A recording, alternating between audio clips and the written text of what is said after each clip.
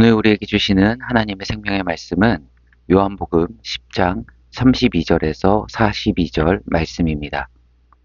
하나님의 말씀을 봉독하겠습니다. 예수께서 대답하시되 내가 아버지로 말미암아 여러 가지 선한 일로 너희에게 보였거늘 그 중에 어떤 일로 나를 돌로 치려 하느냐.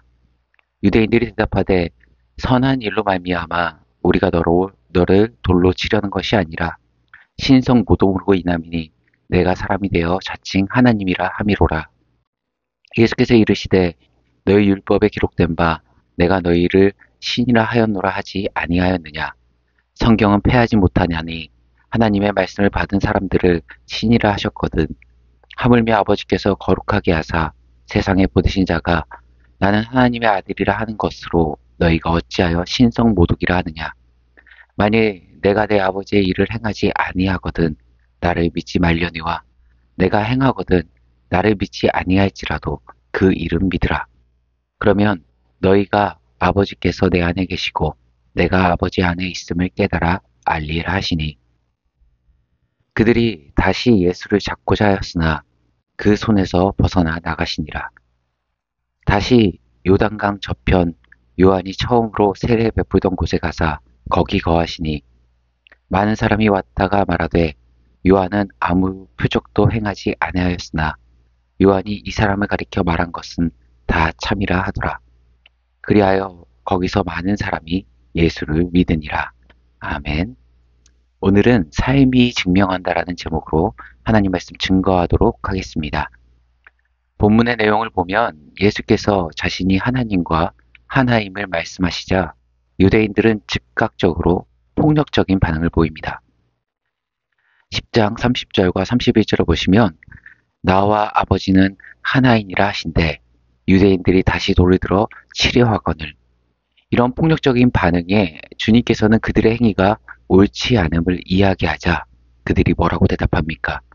예수의 이러한 답변이 하나님을 모독하는 신성 모독 행위라 주장하죠. 그리고 예수님의 주장을 믿지 않는 유대인들의 논리를 반박하시는 예수님의 말씀이 나옵니다.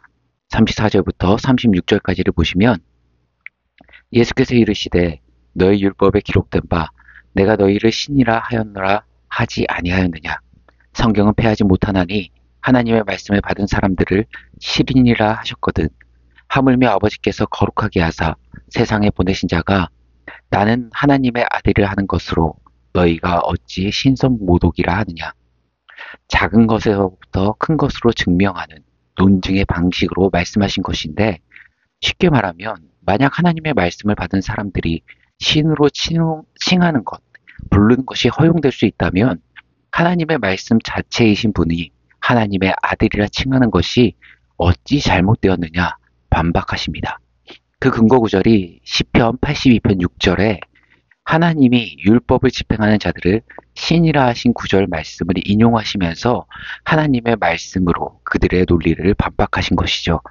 그러면서 정말 중요한 말씀을 하시는데 37절과 38절을 읽어보겠습니다. 만일 내가 내 아버지의 일을 행하지 아니하거든 나를 믿지 말려니와 내가 행하거든 나를 믿지 아니할지라도 그 일은 믿으라. 그러면 너희가 아버지께서 내 안에 계시고 내가 아버지 안에 있음을 깨달아 알리라 하시니. 한마디로 뭡니까? 주님이 하시는 일, 주님이 걸어가신 이적과 기사와 가르침과 돌봄이 주님을 증명한다는 것입니다. 내 말을 믿지 않더라도 내가 행한 그간의 일을 보면 그 모든 것이 증명이 된다는 거죠. 사실 한 사람의 인생, 성품, 믿음과 신앙은 그 사람의 말이 증명하는 것이 아니라 삶의 태도와 인생의 족적이 증명합니다. 내가 아무리 입으로 신신하다, 믿음이 좋다 고백하여도 자신의 삶이 그것을 증명하지 못한다면 거짓에 불과하죠.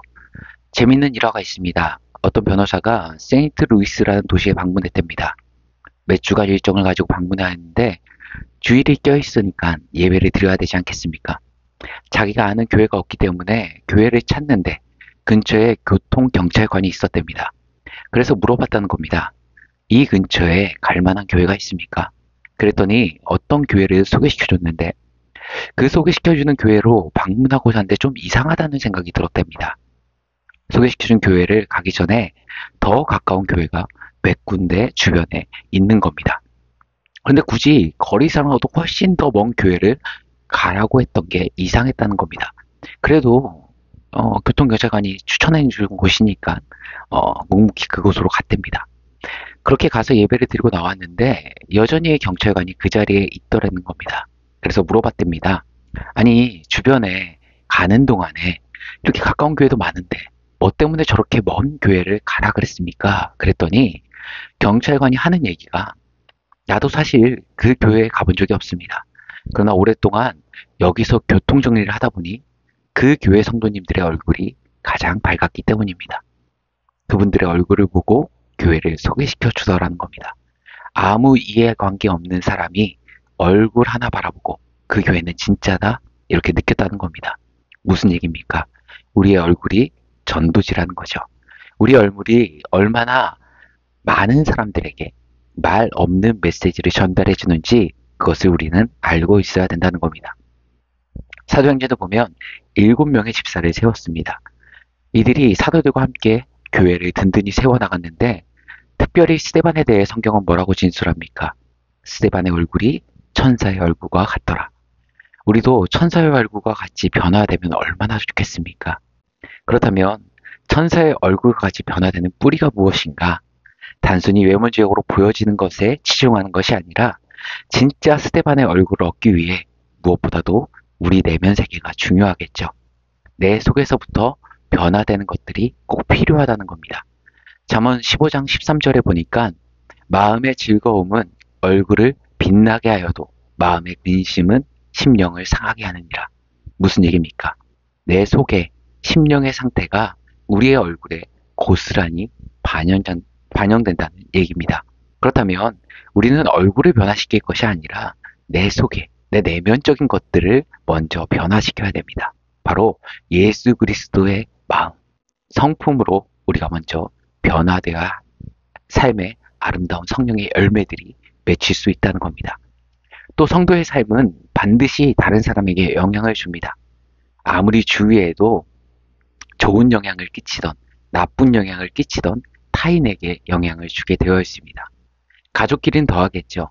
가족끼리는 외모에도 영향을 주기도 하고 습관에 영향을 주기도 하고 성격과 가치관에 영향을 주기도 합니다. 성경은 우리 성도들의 삶을 향기와 같은 삶으로 묘사합니다.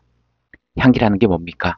가만히 있어도 주변 사람에게 영향을 준다. 그런 뜻입니다. 아무런 말 한마디 하지 않고 있다 할지라도 그 냄새를 통해 주변 성도들에게 성도의 존재를 알리는 것과 마찬가지로 반드시 우리의 삶은 다른 이들에게 영향을 주게 되어 있다라는 겁니다. 그러므로 우리가 어떤 삶을 살던 간에 주변 사람에게 영향을 미치지 않는 삶은 불가능합니다. 그렇게 우리가 될 수 있으면 주변인들에게 좋은 영향을 끼치는 사람이 되어야 되겠죠. 100번의 말보다 오늘 하루를 살아가면서 나의 삶의 행동, 언어, 눈빛, 다른 이들에게 공감하고 긍휼히 여기며 하나님의 사랑으로 품어주는 모습이 우리가 참된 그리스도인인지 주의 백성인지를 증명해 준다는 겁니다. 우리가 잘 아는 인도의 정치인이자 비폭력 독립운동을 이끈 간디라는 인물을 아시죠? 간디가 이런 말을 했습니다. 그리고 그 일침이 우리에게, 저와 여러분에게 주는 울림이 있습니다. 나는 예수를 사랑한다. 그런데 기독교인들은 싫어한다. 왜냐하면 그들은 예수를 닮지 않았기 때문이다. 이안주 예수의 닮음이, 그리스도의 향기가, 하나님의 성품이 우리의 입술에 말로만 머무는 것이 아니라 우리 사랑하는 성도님과 저의 삶의 열매로 구현되기를 간절히 소망합니다. 오늘 말씀을 정리하겠습니다.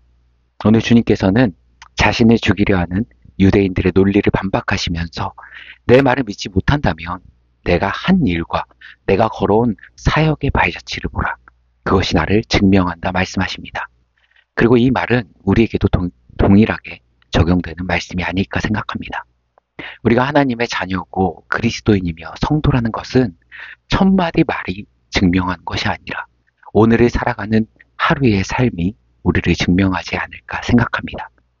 간디의 말처럼 입술로는 그리스도인이다 외치면서도 전혀 예수를 닮지 않은 모습이 우리 가운데 없는지 하나님의 자녀라고 하면서도 세상의 사람들과 똑같이 말하고 행동하고 다른 이들에 대함은 없는지 이 시간 우리가 지난 삶을 돌아보며 오늘 우리에게 주어진 이 하루를 세상의 향기, 세상의 풍속대로가 아니라 그리스도의 향기를 드러내며 하나님의 자녀됨을 내 말과 행동과 눈빛과 결정을 통해 증명하는 신실한 주의 자녀들 되시길 간절히 축원합니다.